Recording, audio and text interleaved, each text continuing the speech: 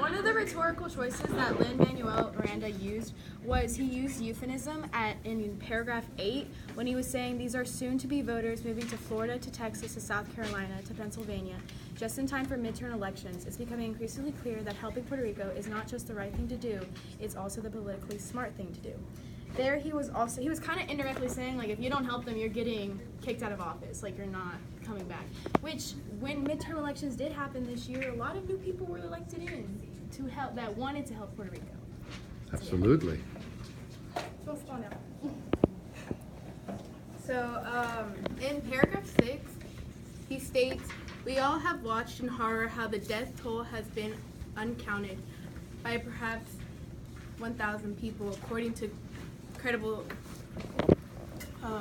So I think that's like, it appears to fear and logos in one sentence because logos because he states that perhaps 1,000 people, and fear because it says we have watched in horror how the death of toll. So the sense of just seeing somebody, like hearing or seeing somebody die right in front of you because they didn't have something they needed, like simply a cup of water, because they weren't hydrated, because they didn't have food, and that just the thought of that, like your neighbor or your dad, your mom, whoever it was, like a fear creates you could be next because you don't have that. Very good. Very good. Hey, Buzz, do you want to switch into the overall message that we're supposed to get out of this? All right. Yeah. I thought the overall message was kind of like he's calling them to action to not just help individually, but to kind of unite as a country to help Puerto Rico. And he appeals to like the citizens' pride in paragraph 3, because he's saying there's no shortage of compassion and goodwill for Puerto Rico among the American people, but it must be matched by recognition of our government.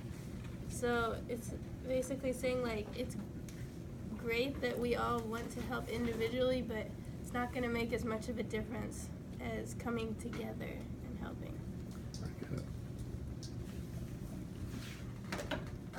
So what she said, like it was a call to action, but not only to the people, but it was also a call to action to the Congress, and like saying how the Congress needs to step up, because like they were aiding them and like other states in the U.S., but the states in the U.S. didn't get the taxes, but Puerto Rico did. Even though that's still a part of the U.S., it's a territory, but it's not a state.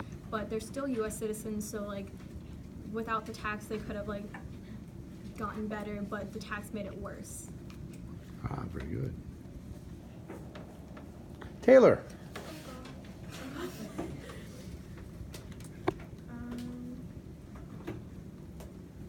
Like what is say I pick up the Miami Herald, I don't know much about Puerto Rico, I read this op-ed, what am I supposed to get out of it?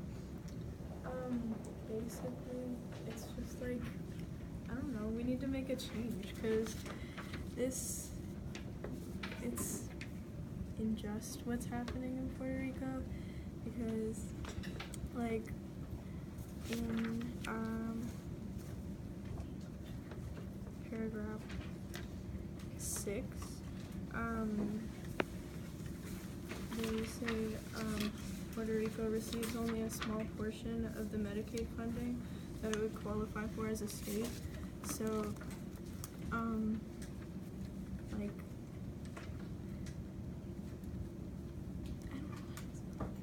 So you're saying, like, just a little bit, everybody else gets a large share of the Medicare funding, all 50 states, okay? And I'm not even sure how Guam, you know, is a territory, the Virgin Islands is a territory. And so I don't know what Puerto Rican's share is compared to them, but it doesn't strike you as enough. yeah, it's just like, by like giving some people more than others, it's like, cool. Like, I don't Yeah. know.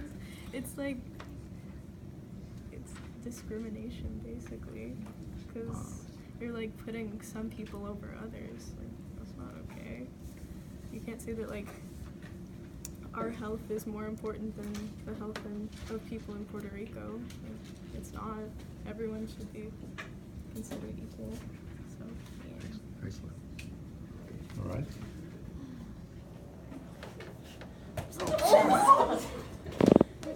You okay?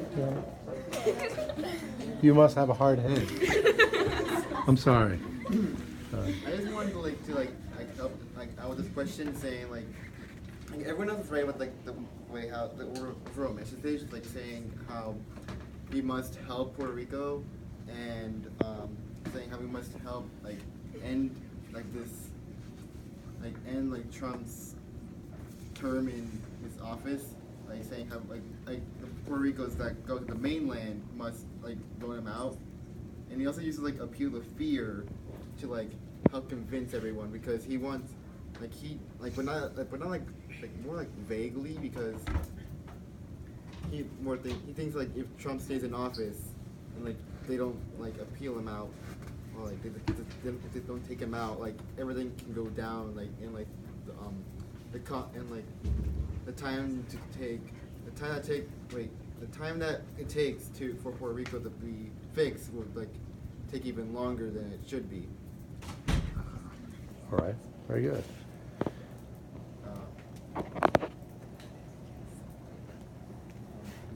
Aquí, por aquí había alguien que levantó la mano.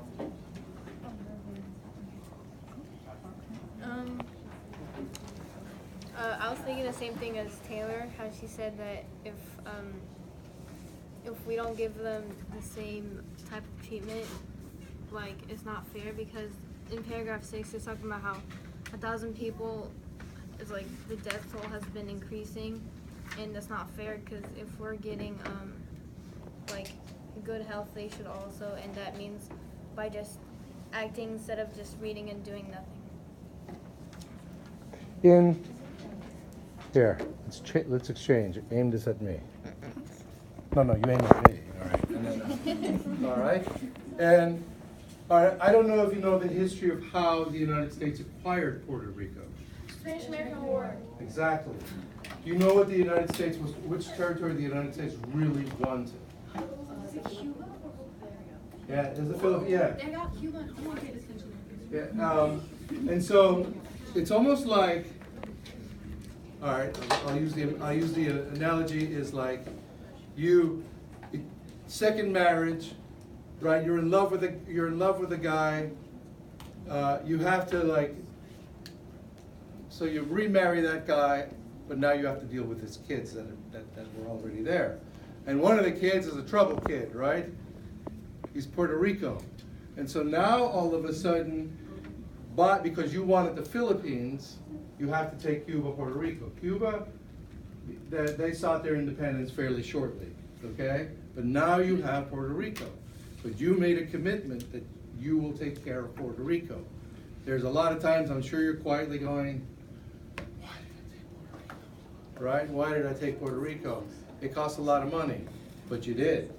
So what you're saying is, well, you took Puerto Rico, so you got to treat them equally, right? So I think that's what you're saying. One of the messages, we have to treat them equally. No. Ready? Ready? Te voy a preguntarte en español.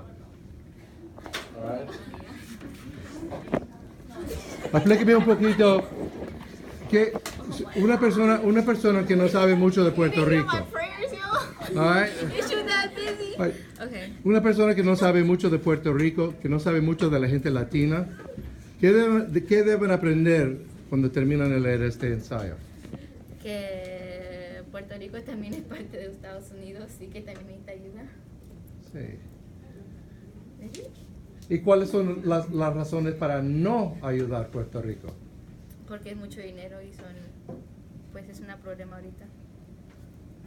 ¿Y qué tú piensas? Ok, bueno, qué bueno. Pues yo siento que no hay razones para no ayudar, porque si finalmente él lo agarró, y el gobierno lo agarró, entonces lo tiene que cuidar igual, porque es como si tú adoptas un hijo, no es porque no sea tu hijo lo vas a tratar diferente, you know? So yeah. Well.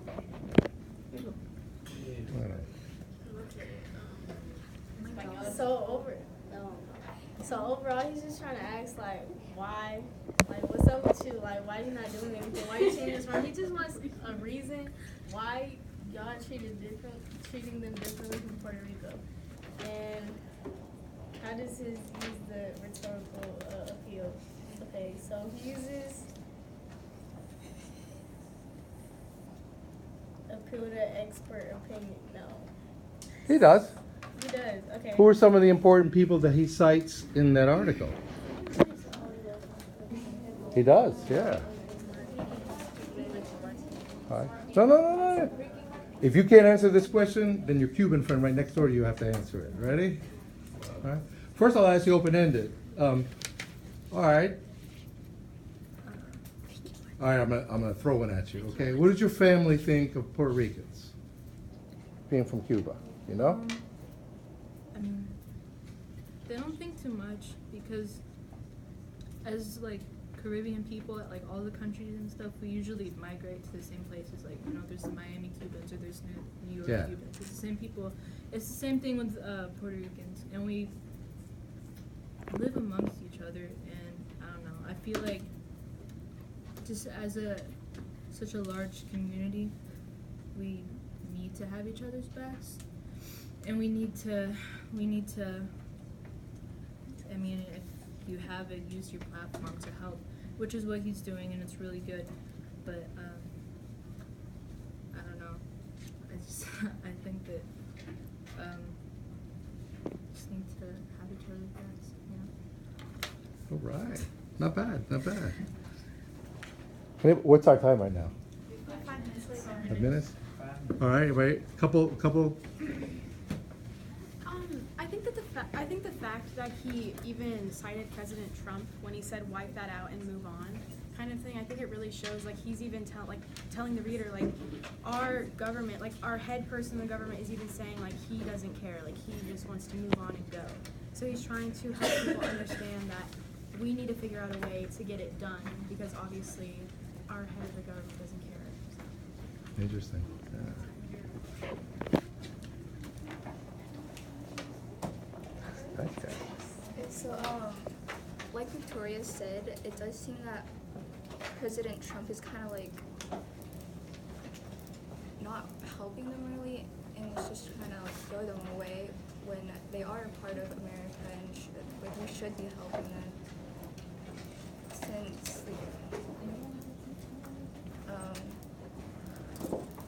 since America did like take them before, so it kind of is our responsibility to like help other people. And like Manuel said, helping Puerto Rico is not just the right thing to do; it's also the politically smart thing to do. So if we help the Puerto Ricans, it can also like help go for like great leadership too. Yeah. Absolutely. Awesome job. People on the outside, give the inside a hand.